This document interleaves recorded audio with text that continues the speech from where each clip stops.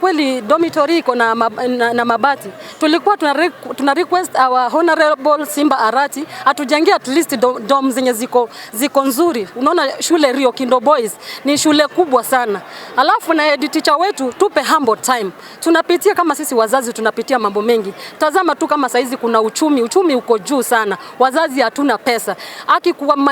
Kwa msaada wenu tunaomba ya kwamba as from next year kindly our governor Simba Arati kama unaweza ongea na mheshimiwa Ruto kindly mwambie atutengenezea dormitory zenye ziko at least si kama hizi za mabati zenye tunaona hapa nyuma. Osman Onduso Nyanja ni msasi katika kidato cha 4 wale tunatarajia mtihani naingia hivi karibuni.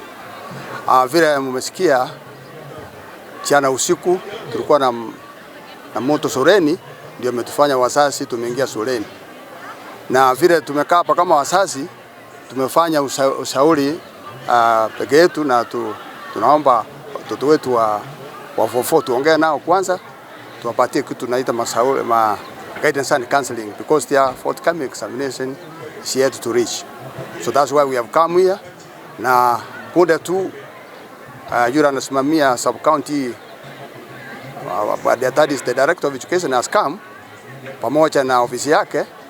Tumeona watoto wetu tunaongea nao na form 1 2 3 wanaenda nyumbani ili waende kupumzika. Jina ni Jacqueline Nyambune, niko na mtoto wangu hapa Riokindo form 2. Nilipata habari jana usiku kama kwamba shule ya Riokindo imeshikwa moto.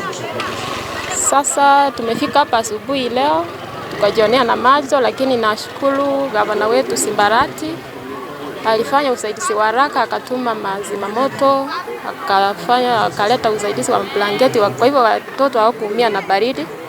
Kwa hivyo hii hasara ilikuja hapa Riokindo, na kusi gavana usituachie peke yetu, utusaidie. Jina ni mwalimu. Mimi ni msasi katika shule la upili la Riokindo. Ilikuwa jana saa 2:30 jioni. Tulipokea ujumbe kupitia kwa WhatsApp kutoka kwa walimu, class teachers, class reps. Ati Riokindo imesikwa na moto na dormitory ndio zimesikwa.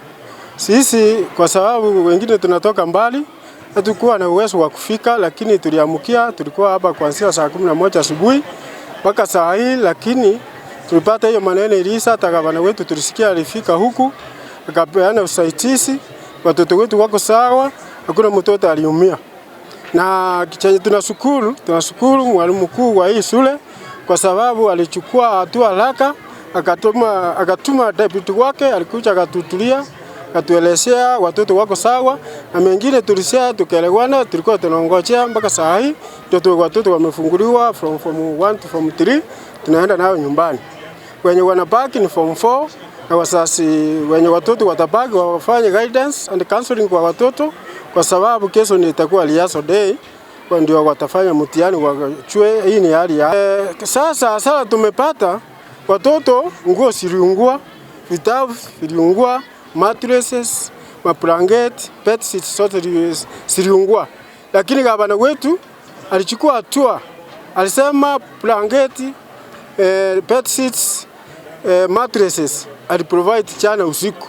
Kwa hiyo watoto wetu tunaona wako ni mbaya, wako hali mzuri kwa sababu wamepata mablanketi, kitu kama sisi kwa sasa vitabu, nguo.